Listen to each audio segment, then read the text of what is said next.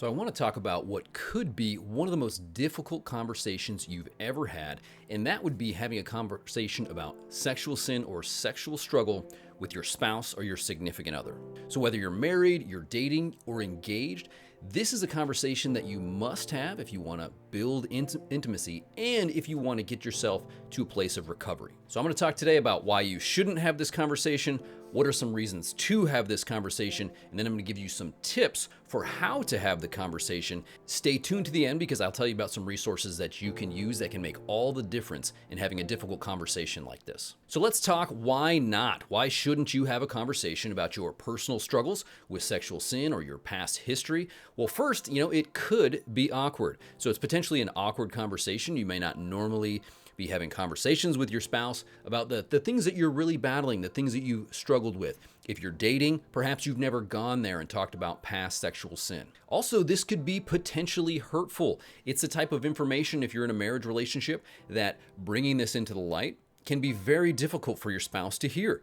If you're dating, it could be hurtful, and could it even mean the end of that relationship? There's certainly some challenges that can take place for having a conversation like this. But let's talk about why. Why should you have this conversation? Well, your spouse or your significant other, they need to know, especially if you're dating or engaged, they need to know what they're getting themselves into because they're going to be affected by your struggles. And so they need to know some of that past history and some of the current struggle and the current reality. And this is ultimately something that can really build intimacy. One of the things that they can't do is they can't love the fake you. So if you're hiding major parts of your life, it's going to be very difficult for your spouse to truly love who you are if you're hiding that from them. Hiding does not lead to healing, and having a conversation with those you most care about, bringing some things into the light, can be a huge jumpstart for that recovery process. All right, so let's talk about how. How are we going to have this conversation? Well, first, I want to challenge you to get a recovery plan in place first. So don't just dump this in the lap of your significant other, your fiance, or your spouse. Let's have a recovery plan in place. This is especially true if you're married. If you're in a married, committed relationship, then you're giving this information and your spouse is, they're along for the ride because they've made that commitment to be with you. So let me challenge you, get into a recovery group, get a small group that you're participating in, get 1 to 2 months of freedom from some of your struggles. A lot of times on this channel, we talk about pornography addiction, but get a few months of freedom before you go and have this conversation.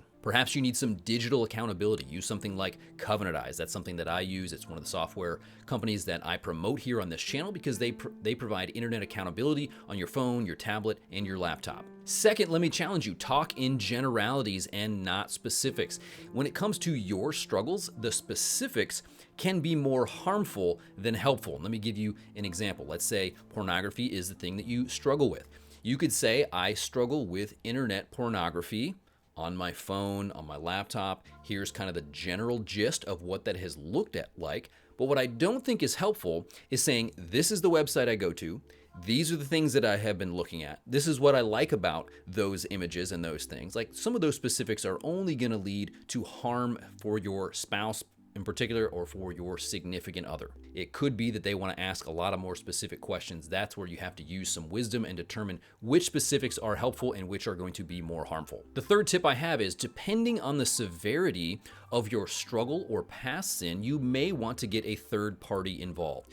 If you're involved in a church, this is where, if there's a couple in your church that can participate in this conversation, that can be extremely helpful. We want your spouse or your significant other to have some support as they go through this. I mean, this can be a very traumatic thing to hear. If you're hearing some betrayal, giving some, betrayal information, we want to make sure there are some folks they can talk to and some people that they can help them in this recovery process as well. The next tip I have is, it is time to listen. Just sit back and listen. See if they have any specific questions that they want to ask you. As you've now broached that conversation, you've shared some of the difficulties of the things that you have struggled, and now it is time to listen. Then it's time to ask them to forgive you. Would you, as you present this information, say that you understand how difficult it is to hear, and ask them if they are willing to forgive you? There's a lot of good verses in Scripture, if you're involved in a church, that can really be helpful, that you are repenting of the sin, that you want to move forward, and you desire that they forgive you. And then I also would say it's time to ask them, how can trust be restored?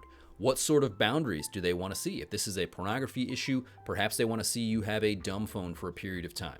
If it's on the computer, maybe there's some boundaries that you can put in place there. If it's with certain people, maybe there's going to be some boundaries about where you can go. You need to come back right after work. Whatever it might be, put that question in their lap. What are some boundaries that they want to see to help you begin to restore trust? And so the last tip I'm going to have for you here is use some resources. There are some excellent resources that you can use when it talks about the recovery process. I'm going to list some of my favorite tools and books in the description. And I mentioned Covenant Eyes already. That's a digital accountability resource. I highly recommend you check out Covenant Eyes. So while this can be one of the most difficult conversations that you could ever have, bringing yourself and your sin and your struggle into the light with your significant other can be a huge part of your recovery process. Ultimately, it can open the door to an enhanced intimacy as they get to know the real you and they get to be a part of presenting the gospel in your life in this recovery process. And let me challenge you to check out my video on what is the gospel for an addict. What does the gospel say to those of us like me who struggled with things like pornography? I had over a 10-year period of addiction.